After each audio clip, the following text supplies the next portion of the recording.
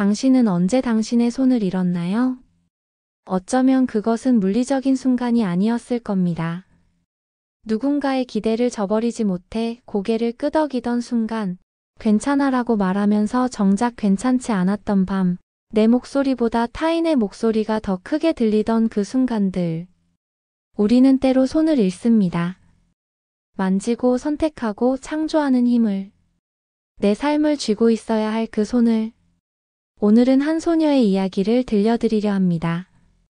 그림 형제가 기록한 가장 잔혹하면서도 가장 아름다운 치유의 서사. 손 없는 소녀.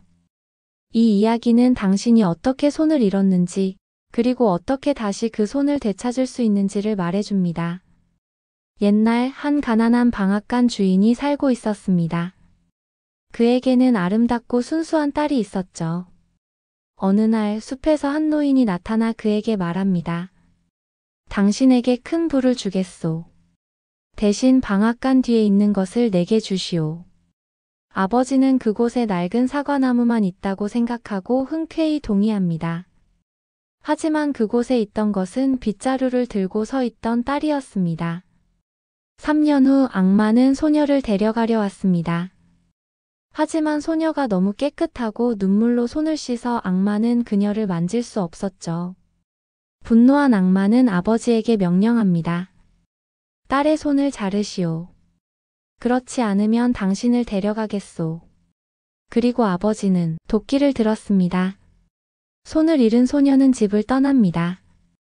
그녀는 숲속을 헤매다 한 왕의 정원에 도착하고 왕은 그녀를 사랑해 은으로 만든 손을 선물합니다.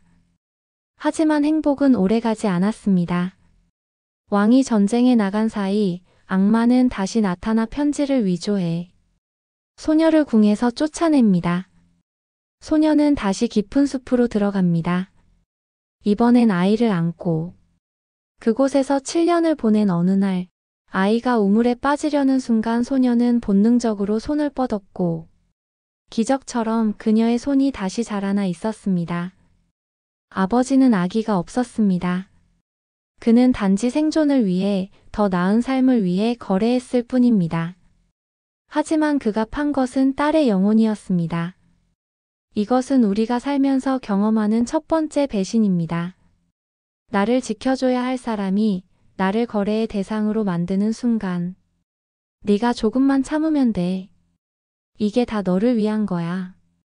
넌 이해해 줄 거라고 믿어. 아버지는 가부장제의 상징이기도 하지만 더 본질적으로는 우리 안의 타인 중심적 자아입니다. 타인의 기대, 사회의 시선, 부모의 욕구. 그것들이 내 목소리보다 커질 때 우리는 우리 자신을 팝니다. 악마는 밖에서 오지 않습니다.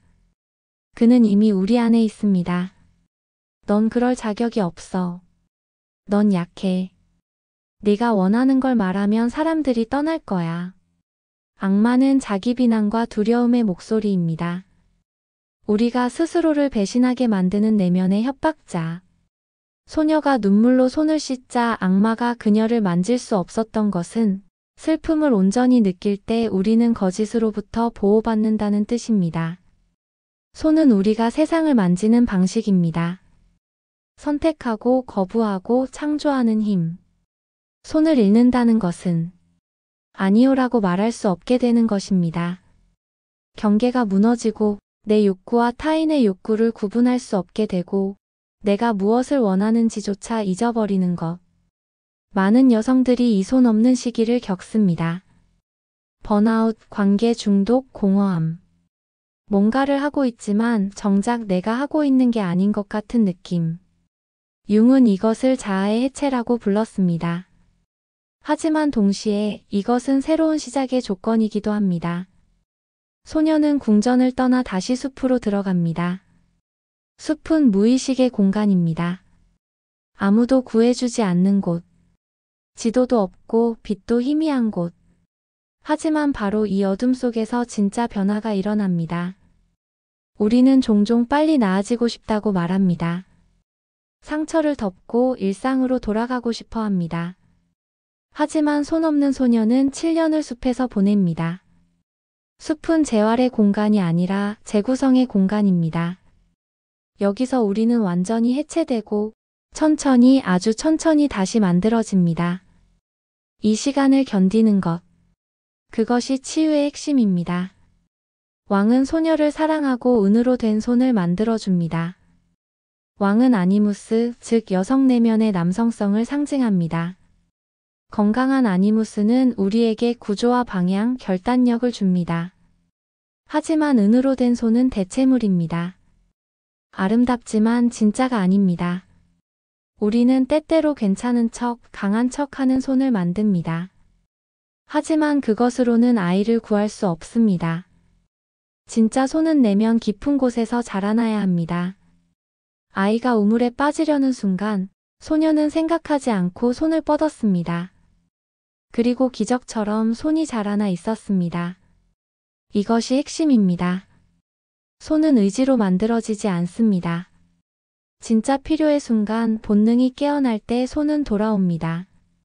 우리는 언제쯤 나아질까? 라고 묻습니다.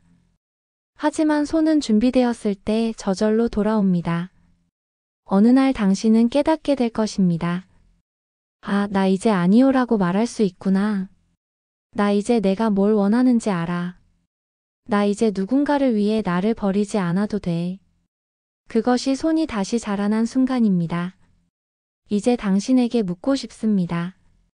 나는 언제 내 손을 잃었다고 느꼈나요? 어떤 거래에서, 어떤 관계에서, 어떤 침묵 속에서. 내 경계는 어디에서 무너졌나요? 괜찮아라고 말했지만 괜찮지 않았던 그 순간들. 지금 나는 어떤 숲을 지나고 있나요? 혼란스럽고 길이 보이지 않지만 그럼에도 걷고 있는 그곳. 그리고 내 손은 어떤 형태로 다시 자라고 있나요? 작은 변화들, 새로운 용기들, 예전에는 못했던 선택들. 당신은 이미 알고 있을지도 모릅니다.